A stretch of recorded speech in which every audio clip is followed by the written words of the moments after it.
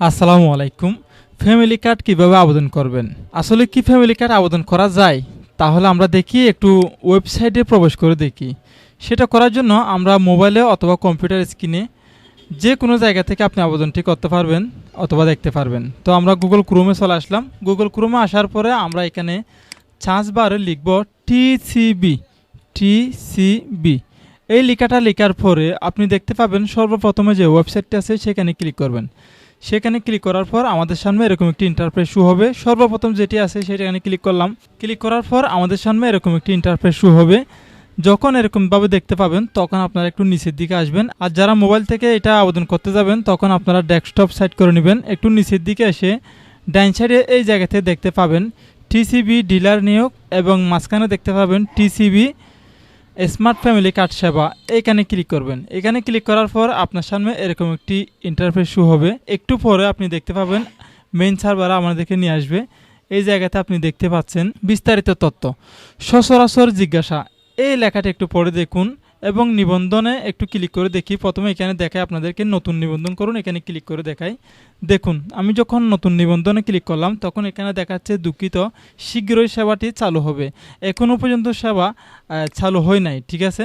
সেই জন্য আমরা এইখানে নির্দেশনাগুলো পড়ে দেখব। এখানে দেখতে পাচ্ছেন, আমি একটু জুম করে দিলাম, আপনারা একটু খেয়াল করে দেখুন টিসিবি স্মার্ট কার্ডের জন্য কিভাবে নিবন্ধিত হওয়া যায়। দেখুন টিসিবি স্মার্ট কার্ডের জন্য আপনার এলাকার স্থানীয় প্রতিনিধি অর্থাৎ মেম্বার, কাউন্সিলর, চেয়ারম্যানের কার্যালয়ের আবেদন করা যাবে অথবা ইউনিয়ন পরিষদে আর কি, ঠিক আছে। এটি নিম্ন আয়ের পরিবারের জন্য প্রযোজ্য। তারপর লেখা আছে টিসিবি স্মার্ট কার্ডের জন্য নিবন্ধিত হতে কি অথবা কোনো ফি লাগবে কিনা।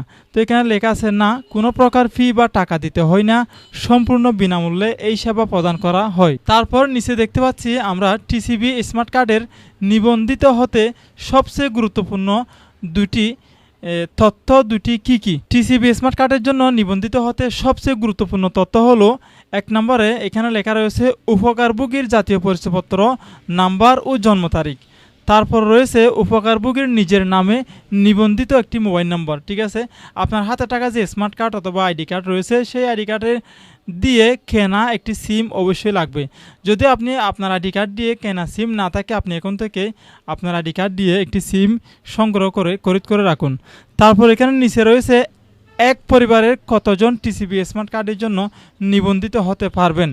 এখানে রয়েছে এক পরিবারের জন্য একজন টিসিবি স্মার্ট কার্ডের জন্য নিবন্ধিত হওয়া যাবে। তারপর রয়েছে টিসিবি স্মার্ট কার্ড কখন এবং কোথা থেকে সংগ্রহ করা যাবে।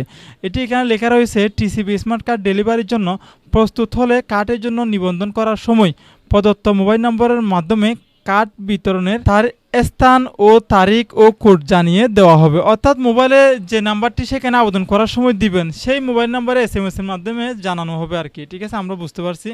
এখানে আমরা কি বুঝতে পারলাম, আসলে এটা কোনো কম্পিউটার দোকান অথবা আপনার নিজের মোবাইল থেকে এখনও পর্যন্ত আপনি আবেদন করতে পারছেন না, ঠিক আছে। এটা আমার জানা মতে মেয়র, পৌরসভা, কাউন্সিলর এবং ইউনিয়ন পরিষদের যে এলাকার মেম্বার, চেয়ারম্যান, গণ্যমান্য ব্যক্তি রয়েছে তাদের মাধ্যমেই এই কাজগুলো আশা করি করা হবে। যদিও সামনে কোনো প্রকারের আপডেট আসে অবশ্যই আমাদের এই চ্যানেলে জানতে পারবেন। সেই আপডেট জানার জন্য আমাদের চ্যানেলটি সাবস্ক্রাইব করুন এবং পাশের বেল আইকনটি ক্লিক করে আমাদের চ্যানেলের সাথে থাকুন। আসসালামু আলাইকুম ওয়া রাহমাতুল্লাহি ওয়া বারাকাতুহু।